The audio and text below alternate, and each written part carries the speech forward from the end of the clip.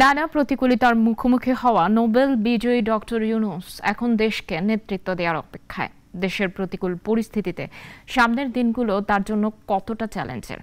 অনেকেই মনে করছেন অস্থিতিশীল এই সময়ে বাংলাদেশকে নতুন করে গড়তে অনেক কাঠ খড় পোড়াতে হবে ডক্টর ইউনূসকে। সাইফুল শাহীন জানাচ্ছেন বিস্তারিত।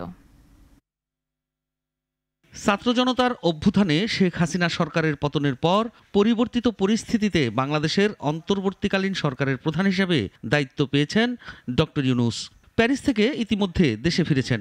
এর আগে বিদেশ থেকে দেশে ফিরে আদালতে হাজিরার প্রস্তুতি নিতে হতো, তবে এবার আর হাজিরা নয়। তিনি দেশের প্রতিকূল এক পরিস্থিতিতে অন্তর্বর্তীকালীন সরকার প্রধান। আওয়ামী লীগ সরকারের টানা প্রায় ১৬ বছরের শাসনকালে সরকারের শীর্ষ পর্যায় থেকে নানা বিষয়ে অপমান, অপদস্থ ও যন্ত্রণা সইতে হয়েছে নোবেল বিজয়ী ডক্টর মোহাম্মদ ইউনূসকে। হয়রানি আর হতাশায় পেয়েছেন তিক্ত অভিজ্ঞতা। বিতর্কের বিষয় না, এটা আইন আদালতের বিষয়।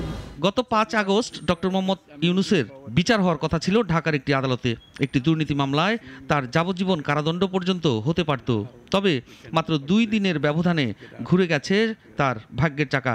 বিচারের মুখোমুখি হওয়ার পরিবর্তে হলেন বাংলাদেশের সেনা সমর্থিত অন্তর্বর্তী সরকারের প্রধান। অনেকেই মনে করছেন অস্থিতিশীল এই সময়ে বাংলাদেশকে নতুন করে গড়তে অনেক কাঠখড় পোড়াতে হবে ডক্টর ইউনূসকে। বিশ্লেষকদের মতে ডক্টর ইউনূসের পরবর্তী কাজ হবে বাংলাদেশের রাজনীতির পুনর্গঠন করা। আর এজন্য শুধু দ্রুত নতুন নির্বাচনের আয়োজনই যথেষ্ট নয়, তাকে আরও বেশি কিছু করতে হবে। দেশের আদালত ও অন্যান্য গণতান্ত্রিক প্রতিষ্ঠানগুলোকে সংস্কার করতে হবে।